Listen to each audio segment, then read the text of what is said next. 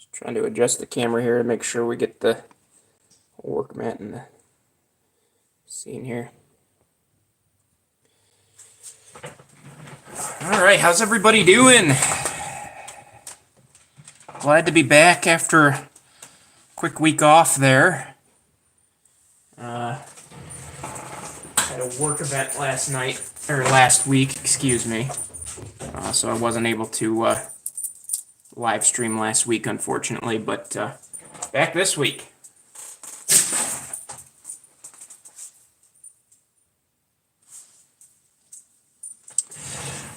So we're still working on these Winnie P. Elcos. I can't seem to get rid of them. We're going to do a little bit of work on both of them tonight. Big progress made on 426 here for sure. We've got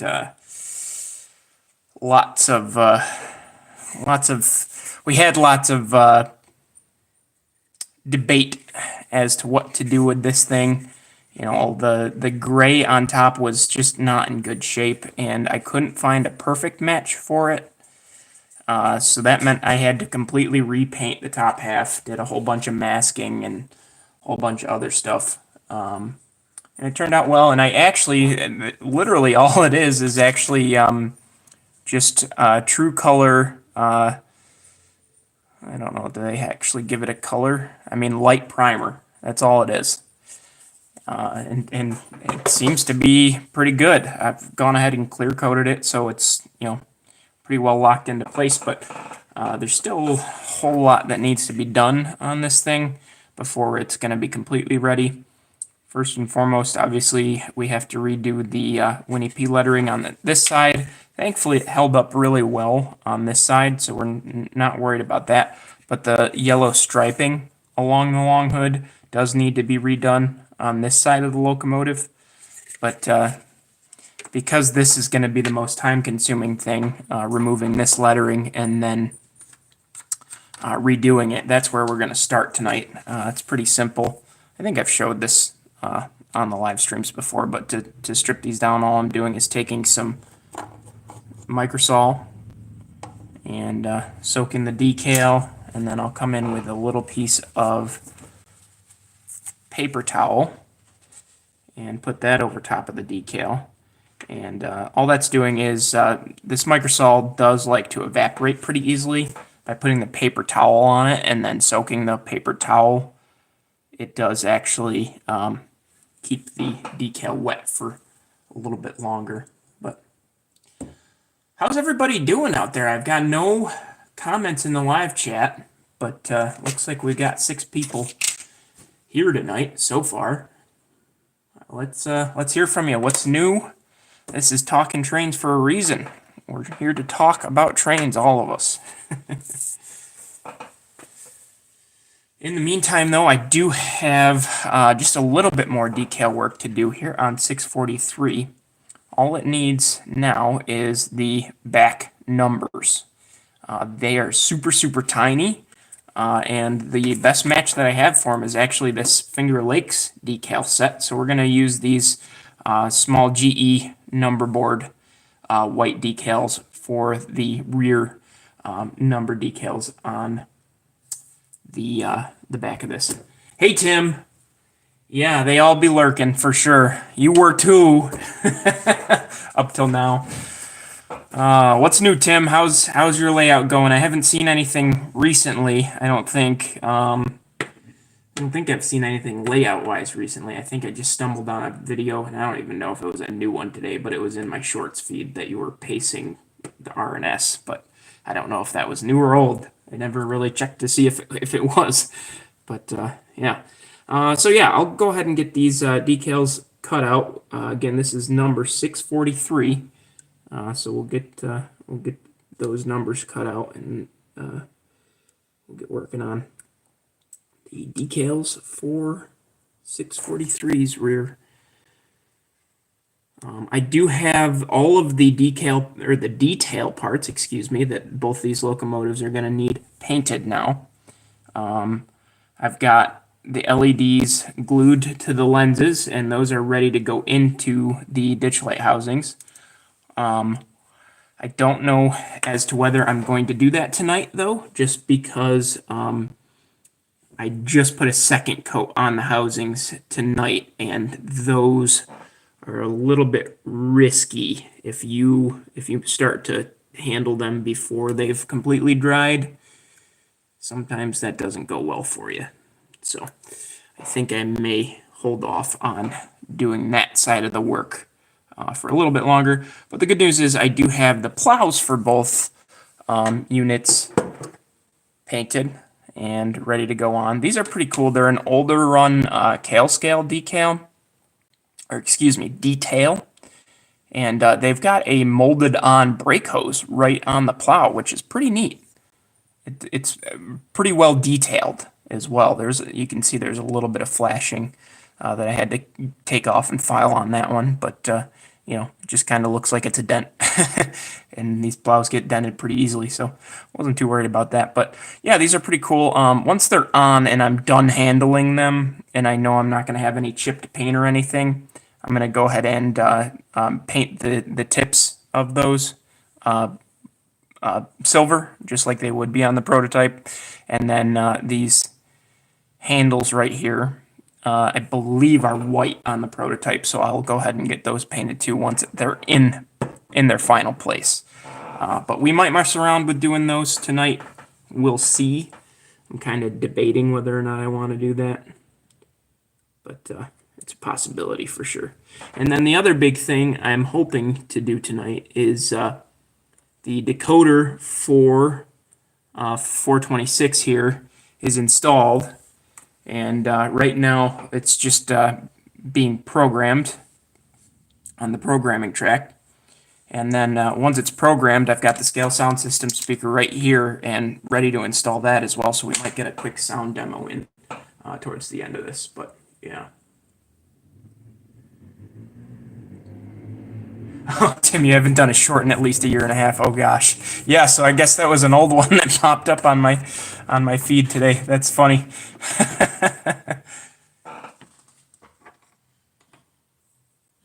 Last layout update 5 days ago. Gotcha. Very cool. I have a layout video that's actually scheduled to come out tomorrow on my channel at 2 p.m. if anybody's interested. Got a lot more progress done on that Himrod Hill scene and a lot of other cool, neat little stuff as well. Oh man, Rob's here. Ooh, Rob, double dipping. Ed was too scared to do that. He commented today that said he was going to have to watch the replay. But glad you're here, Rob.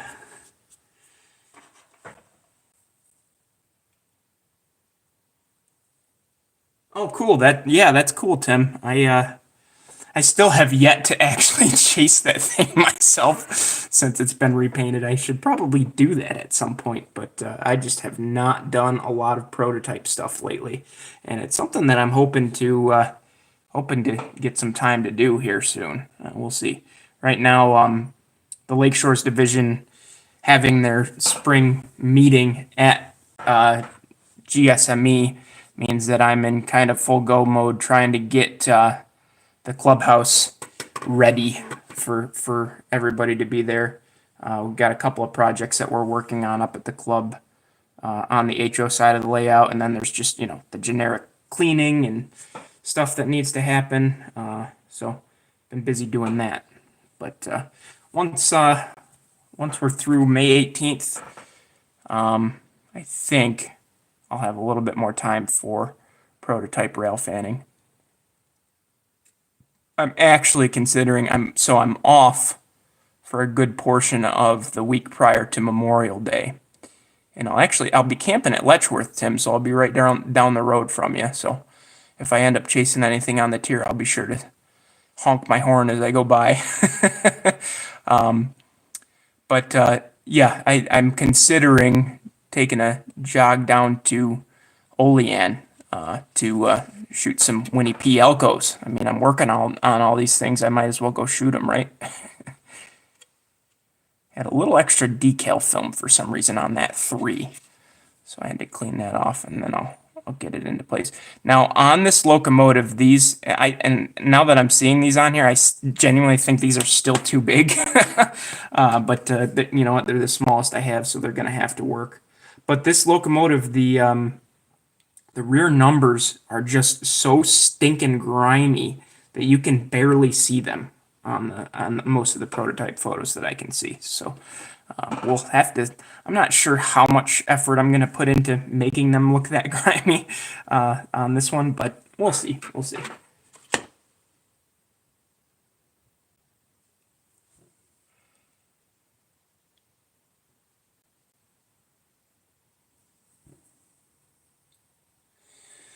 All right. City of Century. Yeah, that's quite the amount of time since you've done any, for sure there, City of Century. Yeah. Maybe, am I going to inspire you to do some? Probably not, because this is, let's be real, this is tedious work, right? Yeah. Definitely got to have some patience to do this type of thing, for sure. Which is why I'm doing this all for a buddy. He's not doing it himself, let's be honest here.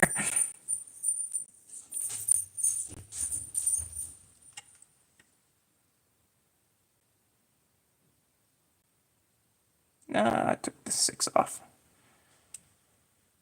And this is why it's tedious. You can accidentally move things constantly.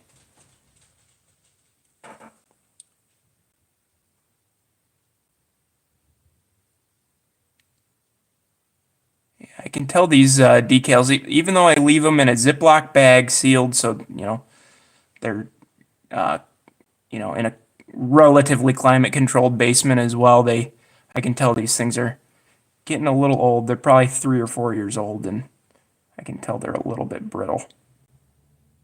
Glad I'm using them now, because who knows how much longer they'll really even be good for. I am struggling to get these to be in the right position, though, for some reason. Oh, and now I lost the 6 again.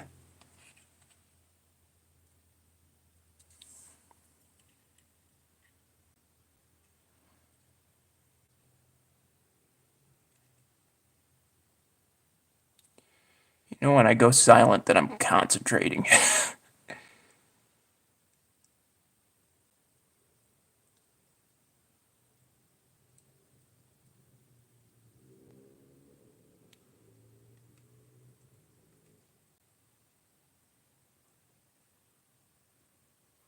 Okay, we're close.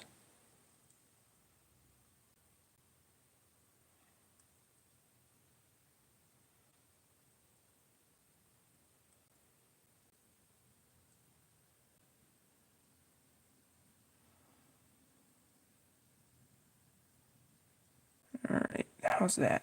I think I got it. No! Just when you think you're good enough at one errant move and you gotta start all over again. Okay, I think...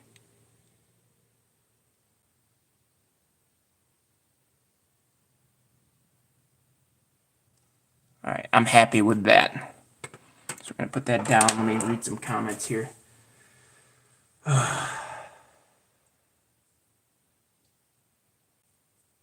Yeah, putting them on this rounded edge is a nightmare. Absolutely it is. Oh well. We make do with what we have. Alright, Tim, there's been pretty interesting stuff coming through lately. Yeah. Oh man.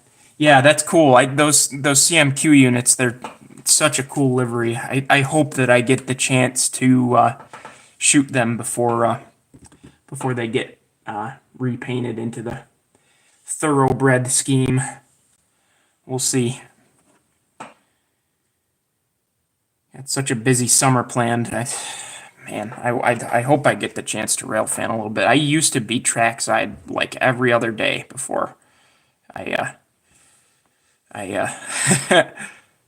became an adult, I guess you could say. But, it's been a trade-off. The time I'm spending down here right now could be time spent trackside, but we choose the activities that we do in our free time, and I enjoy the modeling side lately a little bit more than I do the rail fanning side.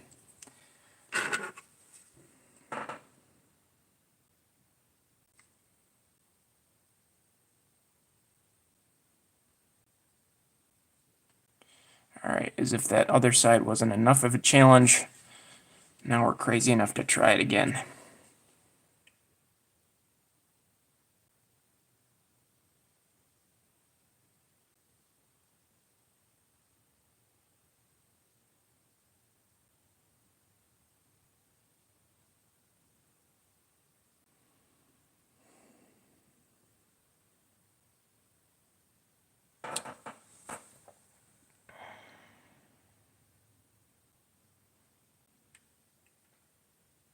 As I'm looking at this side trying to adjust, I'm also noticing that I'm still a little bit off on this side. Man, Rick, are you psychic? Do you know that I'm using a different phone here so that you can text me instead of being in the live chat? He's just got a sixth sense to know.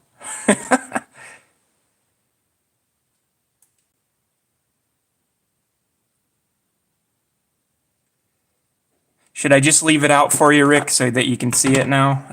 Will that make you happy? You can see your text on the live stream.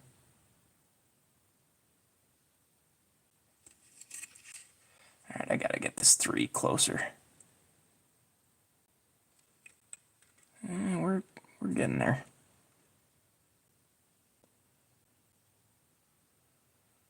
Ooh, we're close.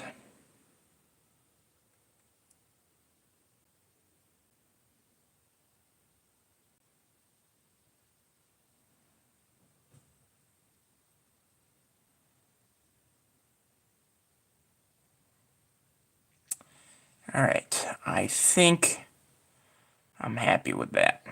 So we're going to let those dry for just a second before I put on the initial coat of Microsolid to seal those in. Yeah, thanks, Rob. I'll try not to sneeze. Oh, sure, now you're in the live chat, Rick. Where you been, man? We were up at club all by our lonesome.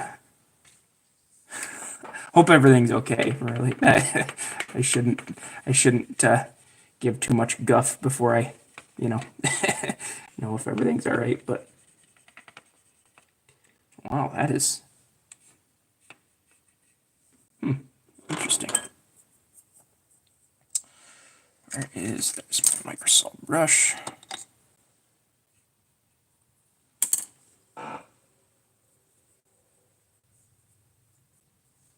Oh, that's right. Yeah, you went to the Scale Trains thing Monday night.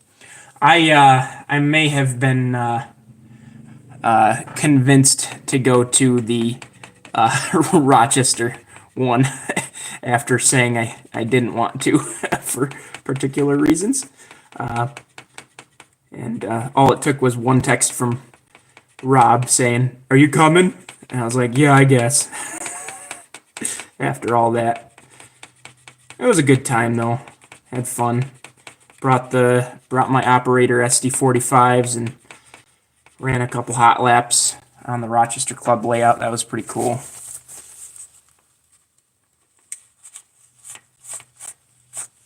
All right, look at that. Almost completely off just in one quick session here.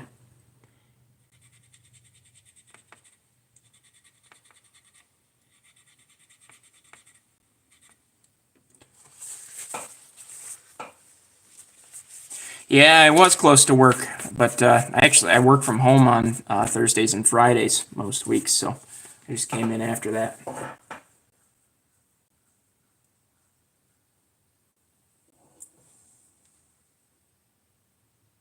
Yeah, no, Rob, these erasers are spectacular for this. I've never tried a fiberglass brush, but I suppose I could. But yeah, no, I usually have really good luck using pencil erasers to do this sort of work. It gets most stuff off pretty darn cleanly, and as long as you don't put a lot of pressure in it, you just, kind of quick soft movements just to get a little bit of friction going. But yeah.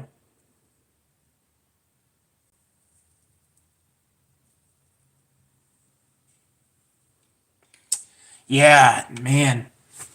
City of the Century. Yeah, that's these are really hard to find, and that's why I'm putting so much effort into this thing for this buddy of mine. I don't know if you were in previous live streams, but unfortunately, this thing was in the hands of somebody who made some questionable choices as far as the weathering was concerned. And yeah, it looked rough. There's still remnants of how bad the weathering was. I still have to kind of figure out what I'm gonna do with the nose here because there's just smeared on grime that I can't seem to get off. We'll see. I'll try a couple things, but I've got the rest of it all touched up. The whole long hood and the whole top roof of the locomotive has been repainted now because there was so much paint that I just couldn't get off without removing, the paint I wanted to keep. So there's been a lot of work into it so far, and a lot more to go still. It's getting DCC scale sound system speaker. A lot of prototype detail. I've got the P3 right here for it. We might be able to get that on tonight. Actually, that'll be cool. And then we've got to figure out how we're doing a plow on this sill as well, because these Atlas sills have, they weren't exactly designed for a plow, but we'll see. I think I should be okay to put it on without too much modification. Those MU hoses are going to have to come off, and then these holders for the MUs are going to have to be probably cut off. But then I'm hopeful that this should go on well enough. We'll see though. We'll make it work. I'm not sure how far we'll get with it tonight, but we'll make it work however we need to. Yeah, yeah, grease from a car is right, Tim. Yeah, definitely, definitely looked like that. All right, so yeah, these are again the CMR decals, and these things you've got to be careful with them. You got to make sure that you follow the decal manufacturer's instructions to a T with these things, because if you don't, they will warp on you. There's no avoiding it. So we'll have to be careful as we're putting these on, but as long as you follow their instructions, they do work out well. I've ruined many a decal set before I finally seceded and gave up and um, started using their instructions. And sure enough, as soon as you do use their instructions, they go on fine, of course. So.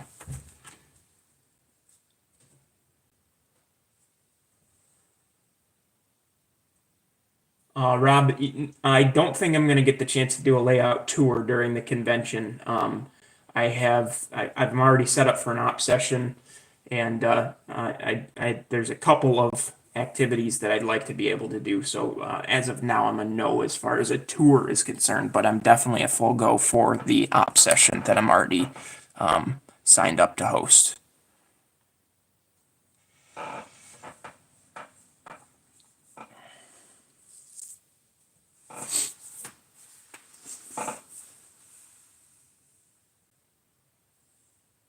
Yeah, City of Century, you might want to go back and watch. I think 2 live streams ago, I did a full decoder install. This particular one, I've already got the decoder installed on, so I won't be doing that tonight. But I will be installing the speaker. You'll be able to see that at least. Yeah, But yeah, two live streams ago, I did a full decoder install on an Elko, on a Livonia Avon and Lakeville Elko. So that's out there if you want to watch it. And you know, that was the first time we did one on a live stream, but there's going to be plenty more, I'm sure, that we'll do on live streams. That's a pretty easy thing to work on in a live stream, because I can do most of those decoder installs. I mean, just with my eyes closed, because I've done so many of the stinking things. All right, so step one in the CMR decal installation process, always, always, always, is get a little bit of micro set on the location that you're going to be working with. Doesn't have to be a lot, just a nice light coating. And then we're going to go get our decal out of the water here. We're going to go pretty much straight onto the locomotive. Obviously, we've got some adjustments to do. And you can see it already wants to kind of curl up just on its own here, unfortunately. And it looks like even the corner of the decal folded down on itself. If you've got the choice whether or not to use a CMR decal or a different decal, if you're lucky enough that somebody else makes the decal set that you're looking for, go with the other one. Unfortunately, with these Winnie P Alcos, CMR is the only one that makes the darn things. And so that means you really got no choice, unfortunately. All right, so we've got that on. I think I'm going to at least risk getting the Winnie P reporting mark decal on here as well before I go on to the next step. But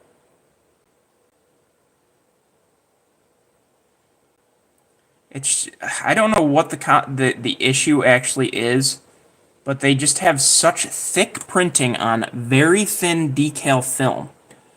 So that makes for a very difficult decal to work, because the decal film is so thin that it doesn't even hold your stuff in place. And oh, I put these on. Shoot, they're on the wrong side. It's the 426 below, right? Let's double check. Yep. Unless they did weird stuff and didn't have it on the other side.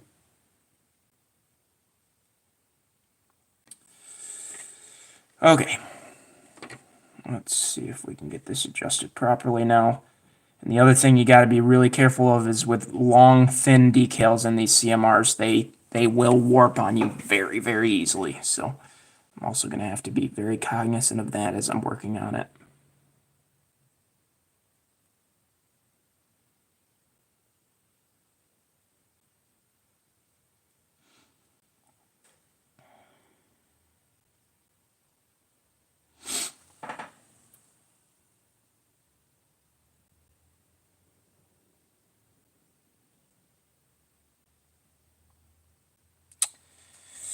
Think that it looks okay. Let's just reference the other side. Yep. Oh, see, here's the other thing that's an issue.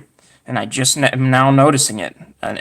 Assuming that the Atlas decaling is right, look how much bigger these numbers are than this side. Even though this is supposed to be a stock 426 decal set. That's crazy.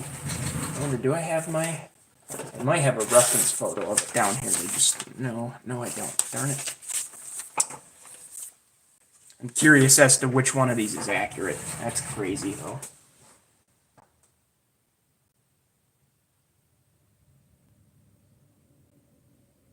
I'm not sure, Rob, how much that takes. I'm not sure what big a differences there are between an S4 and an S2. I know they're very, very similar, so I can't imagine it would take much. Are you thinking you want to do the LA&L one that the museum's got now? That'd be pretty cool. Well, I think we're just gonna have to deal with that being smaller. I mean, thankfully you're not looking at both at the same time. Man. I could pull the other side off. Well, let's do some research here.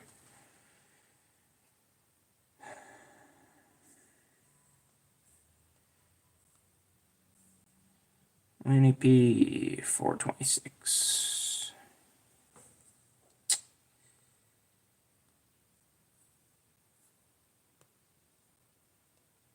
See if Rail Pictures actually decides it wants to work today. Yeah, see, look at this thing. I mean, holy, okay. So the sizing is definitely right on the CMR set, surprisingly, but look at the color difference. Like how much warmer of a color that is. That's crazy. Well, with that said, I mean, I can't get it done tonight because now that I've got these on, I need to get these secured. But yeah, I guess I'll pull the decal set right off of this side as well, or the stock decals off of that side, and you know, just make them both the CMR set. I mean, that's probably the best bet. I would imagine. Okay, so before we get too much further here, it's time for the next step, which is this is the really critical step as far as these are concerned. I need one dry brush, which hopefully I've got one over here that's dry. Okay, dry brush is ready to go. This one dipped in microsol, and we don't want a ton on the brush here. We just want a little bit. And one last check just to make sure. Yeah, I think that's as good as we're gonna get as far as how they look. Man, from where my head is now, if I lean back, the Winnie P markings look crooked, but if I look at it square on, I can't. Maybe it's a little bit. This is a mistake right here. I guarantee it. Trying to adjust this. Yeah. Okay. We're good. Excuse the paintbrush in my mouth there too. Okay, so we've got our brush with the microsol on just a little bit, and we're just very gently going to go over the top of this with that microsol, and then we've got our dry brush. We're going to take off the excess immediately. This is how you prevent these decals from curling up. You need to make sure that you do it immediately and then leave it. Don't touch it until it's dry. And then you repeat that process over and over again. So with that out of the way, we can now we'll quickly get a layer of microsol on the rear numbers for 643 here as well. Thankfully, these are not CMR decals, so I don't have to do that step. I mean, I could if I wanted to, but I'm not super worried about them being an issue. That was too much on the brush, though. But, oh, and it moved on me. I knew I was going in too heavy.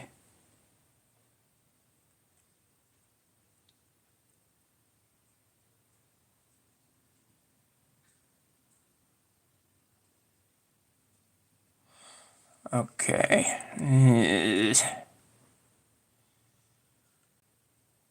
Learn from my mistakes, people. Always do a light coat first. Don't go in heavy.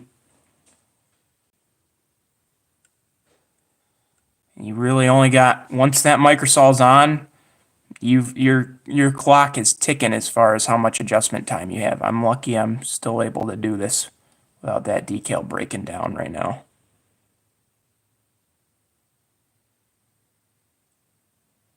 Ugh.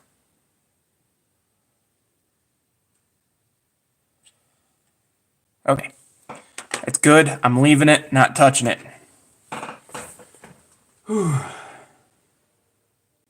Yeah, Rob, that Elko is really cool. It sounds mean too. I'm sure Rick's got stories to tell about it. I'm assuming, but yeah.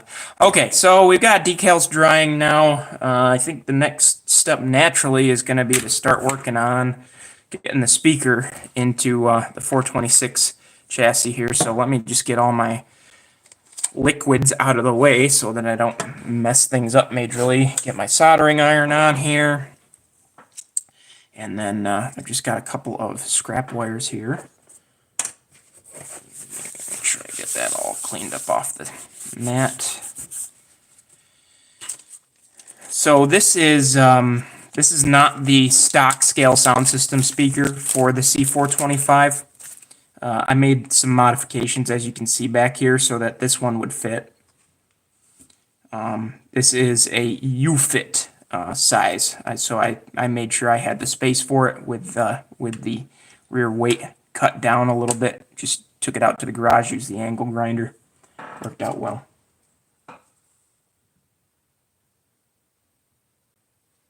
Cool, Rick. Glad it's at the museum, even though those things are a freaking dime a dozen. Those S4s and S2s. Glad the local flavor got saved.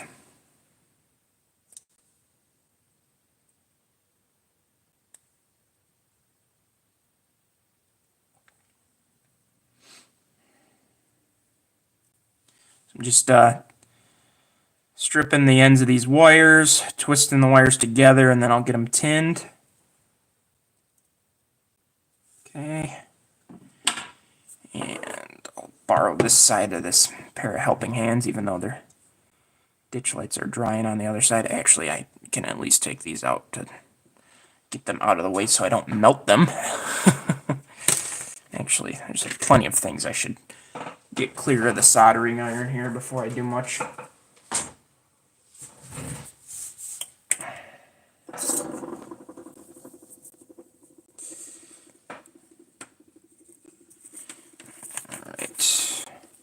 Let's get this first one tinned.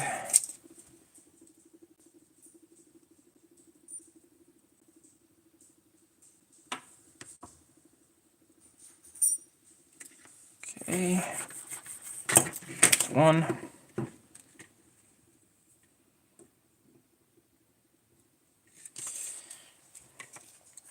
Nice thing about doing about 1,000 old run Athearn LED conversions is the light wire in the incandescence works spectacularly for speaker wire. So if you do enough of them, you have a lifetime supply of speaker wire.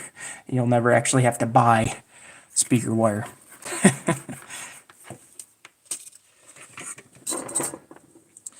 Okay, so now we just need our super duper handy dandy speaker holder so that we can get the wires attached. This thing is, most invaluable tool on the layout.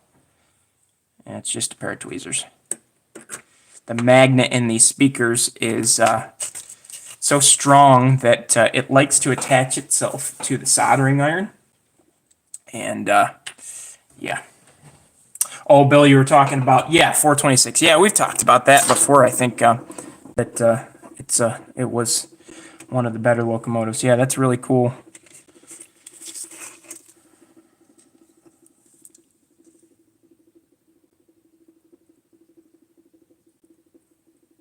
Just gonna tin these up a little bit here. Yeah, even now it's trying to suck in the soldering iron.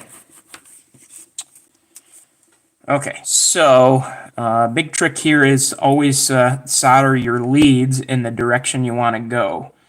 So I think, how do I want to do this? I'm going to have a lot of slack here, but I think I do want to put it on this way so that it's closer to the center, just so that it's well out of the way of the light housing. That's the big thing.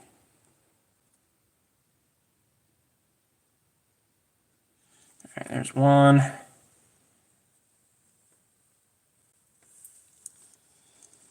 And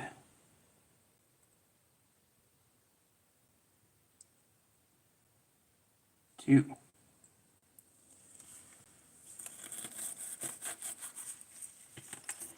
Cleaned off. All right, so now I just need to tin my speaker leads, or did I do that already, actually? I think those are my speaker lead. No, that's... Okay, let's get the wiring diagram out. Hang on.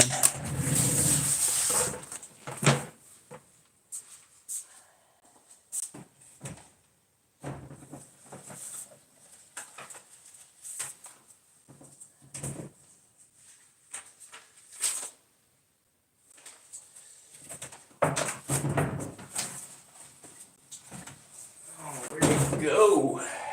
Just had it. It's hiding behind my laptop over here.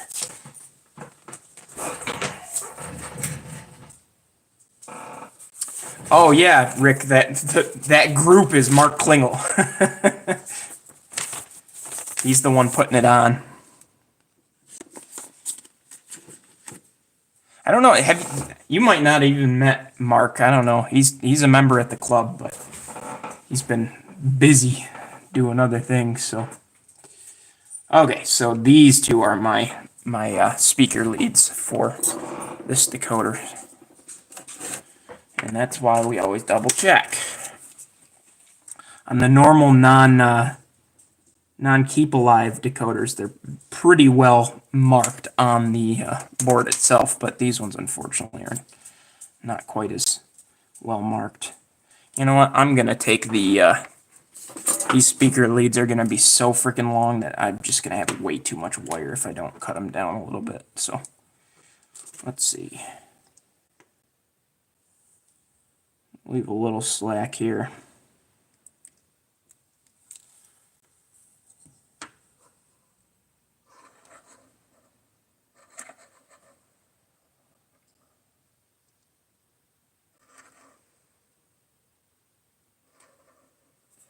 All right.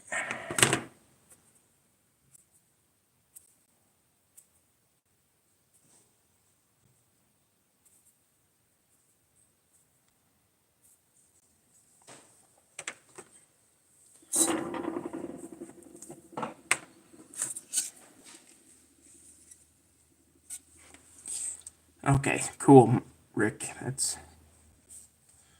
Yeah, he's a busy guy lately though. He's in grad school on top of being a coastie. Oh, that's right. Yeah, we had a whole conversation with him. I remember that now. Okay. Let's lead one.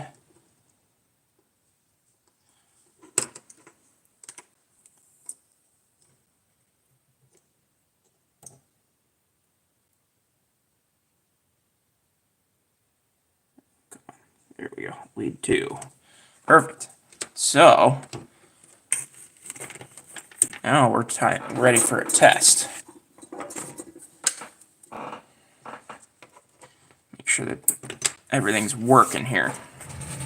So you won't be able to see over here because I'm not going to make you all motion sick moving you over, but you should be able to hear this thing fire up. All right, moment of truth. Let's see. How'd we do?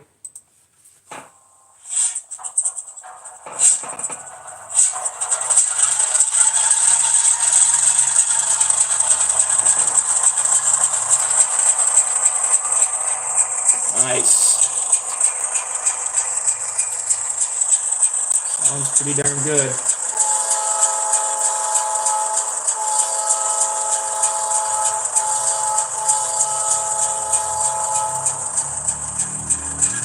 Give it some throttle.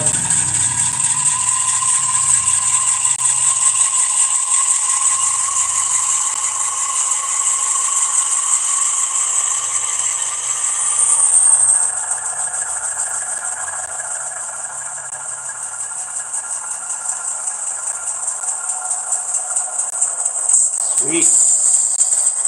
Moves front and back. All right, cool. And here's the fun part.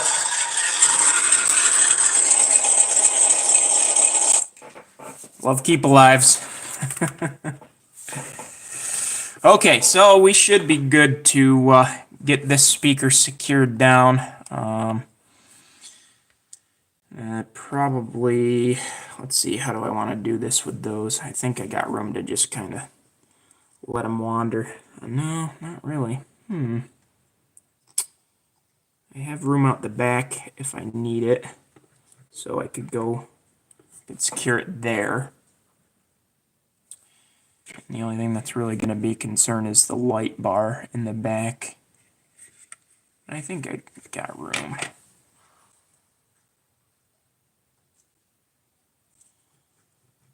Or I could just, well, actually, if I go, these screws are actually in a pretty convenient location so that I'm not actually binding those wires if I just go on top of them. So yeah, I'll just do that. Just going to use just a little piece of double-sided tape. Sometimes I secure these down with super glue, but this time I'm just going to roll with some double-sided tape just to stay safe. Make sure that it's removable if I need it to be.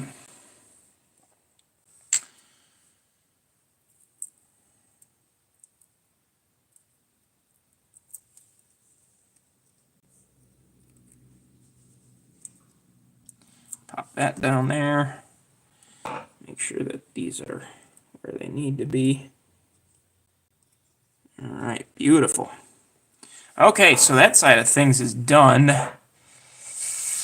Put another layer of microsol on these decals, get that working.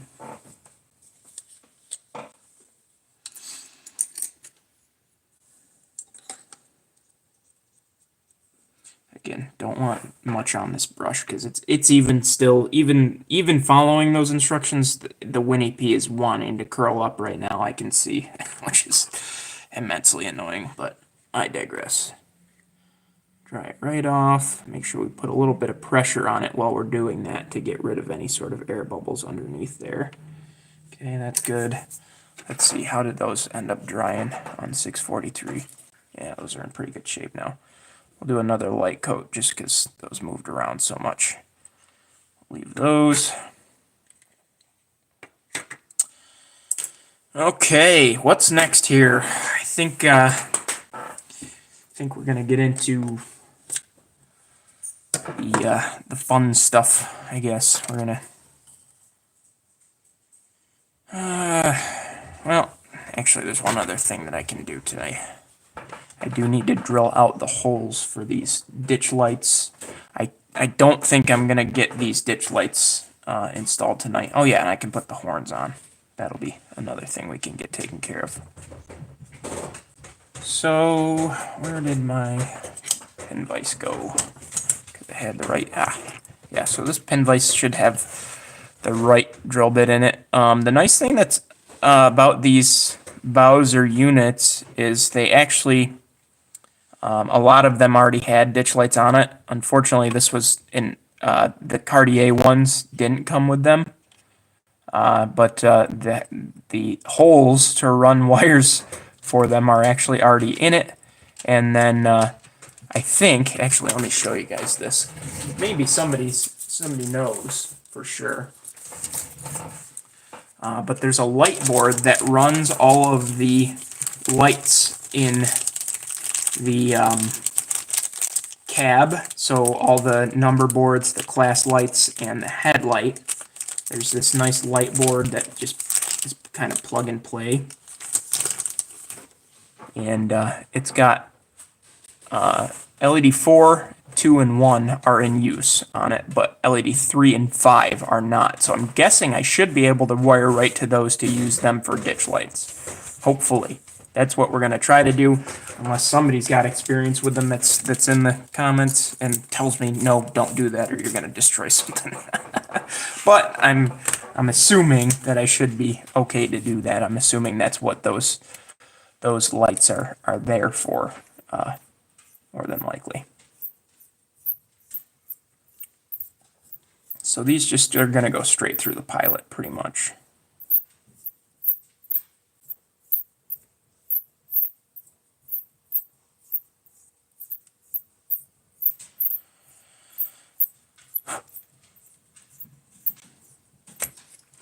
All right, there's one.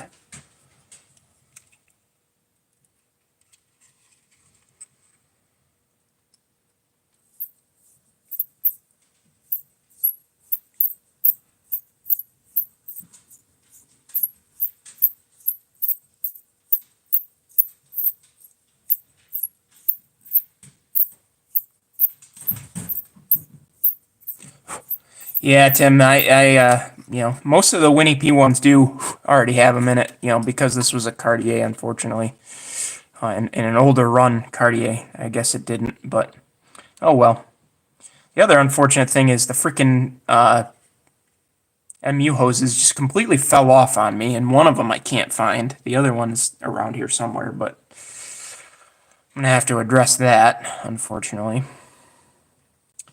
But yeah, let's you know what? Let's get the horns on both of these things, and then I think we should be okay to call it a night here. I'm nervous to do these, install these on camera, just because I know it's not gonna go smoothly, and probably won't make for good content.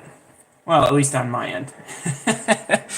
You guys will probably laugh at me cussing up a storm, but yeah, these are the ditch lights for 426. They're a round ditch light that just kind of sit right up flush in there. And then these are the ones, or excuse me, these are the ones for 643. These ones are the ones for 426.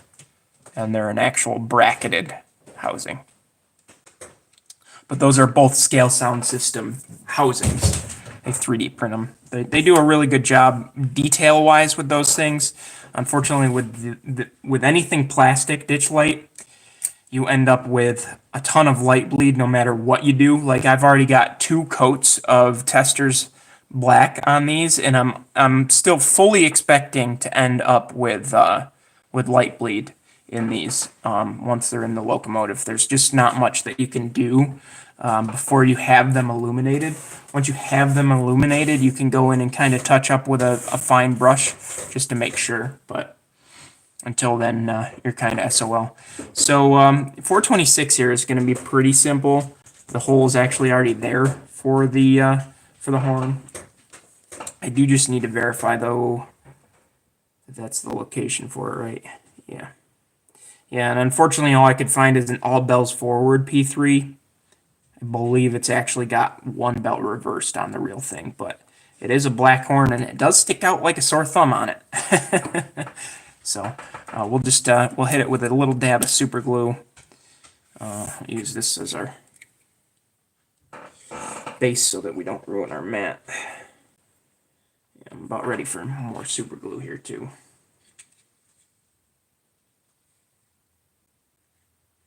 Okay, you got the CP SD40s there with the ditch lights on them. That's cool. All right, so this is a relatively simple operation. A little dab of super glue, drop it in, straighten it out. Okay, looks good. So now 643 here is going to be the real challenge because I've got to make sure I drill the hole in the right place for it. I might have to pull out the old smartphone and make sure that I get the right location here. So yeah, these it's interesting the amount of work that they did on these things. You can tell from the photo that actually these 2 Sinclair antennas should be gone. There's one that's already gone. And then it used to have a bracket mounted horn along with bell. I've removed the M5 that was mounted on the bracket, and I still need to remove the bell as well because the prototype still has the bracket, but it doesn't have either of those things on it anymore. But let me just, I'm going to see if I can find a halfway decent prototype picture with an overhead view so that I make sure I'm drilling the hole for the horn in the right spot.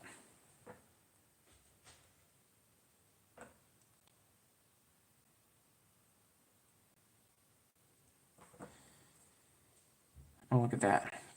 Tell me Railroad Picture Archives is actually going to work today. Perfect. Heck yeah. First shot too is an overhead. Oh yeah, but it's actually 638. Oh, of course. Well, 643's in that contest somewhere. I did notice for some reason 643 did not lead a lot until later in its life for some reason. Oh, come on, give me at least one overhead of it.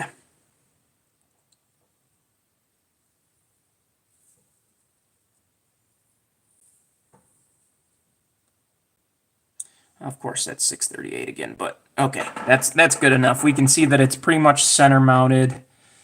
Interesting, it looks like there's something different going on with all of the rooftop vents and stuff than what's on the prototype. There's something different here, looks like, but that's not our concern. Looks like it's, oh man, I can't tell if it's right off the cab roof or if it's on the cab roof way far back.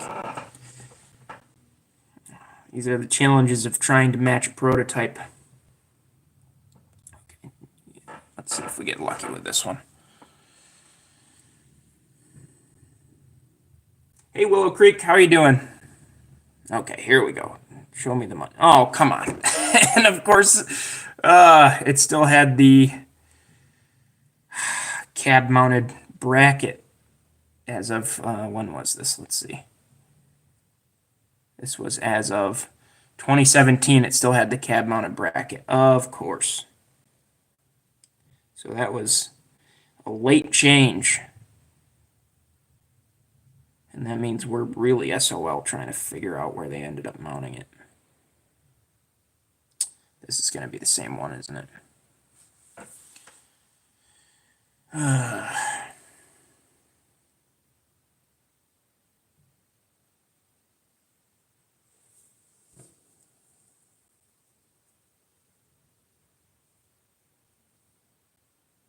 Now we're just not going to load it all. That's cool. That's fine. That's cool.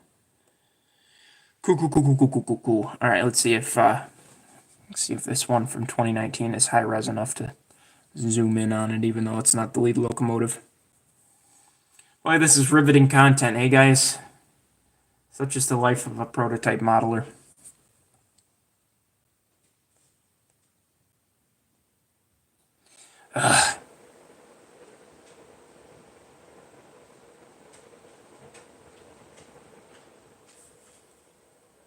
Yeah, I think we've exhausted all of our attempts to load anything on Railroad Picture Archives without it booting us.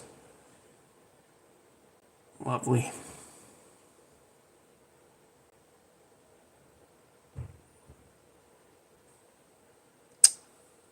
Well,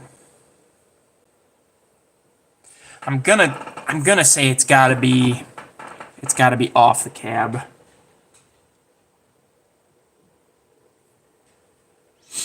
It looks like it's close, like maybe some of the bells overhang it. So maybe like right there ish. I mean, if I'm off a little bit, the buddy that I'm doing this for, you know, he'll understand, but yeah, I say we'll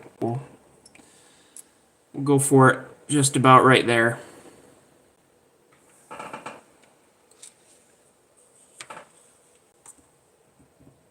Okay, Tim, you're sure it's behind the cab. That's reassuring, at least. Thank you. All right.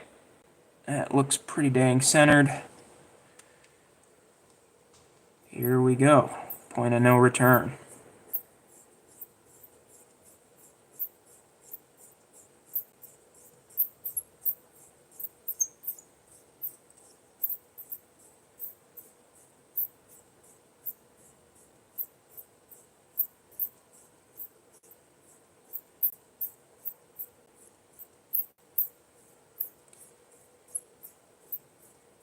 See, it's nice to have a resident Winnie P. LA&L Alco expert in the in the live chat. Get all the interesting facts. Now where'd my super glue thing go? Oh my god. Ah, what a shit show. Pardon my French. There it is. Alright, let's test fit it real quick, make sure everything looks okay. And this will be our last act tonight. Yep. Okay. Looks pretty good. I'm happy with it. Do need a little bit more super glue, it looks like, though.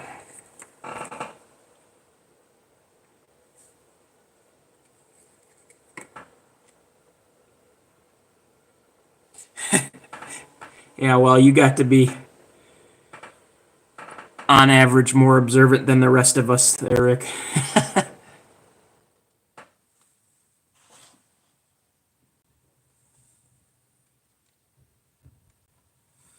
All right, there she is.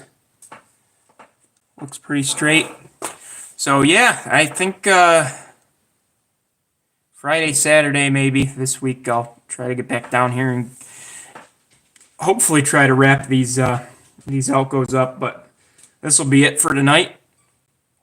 Really appreciate everybody that tuned in and hung around. It was great to chat with everybody. And yeah, don't worry, Rick. This thing will get a little layer of grime before I send it out the door. Just trying to get all the details on first. But yeah. All right, everybody. I'll catch you next. Well, will I see you next week? I might see you next week for a live stream. We shall see. Don't forget, there's a layout update coming out tomorrow at 2 p.m. And then, actually, excuse me, no, tomorrow is part 2 of the Let's Operate series. So tomorrow will be train GY2. We'll be following that around. It's a long one, 40 minutes, so make sure you pop some popcorn and do me a favor and watch the whole thing if you can. Surely would appreciate it. And then next week will be the layout update, so stay tuned for that as well. But take care, everybody, and we'll see you in the next one. Bye.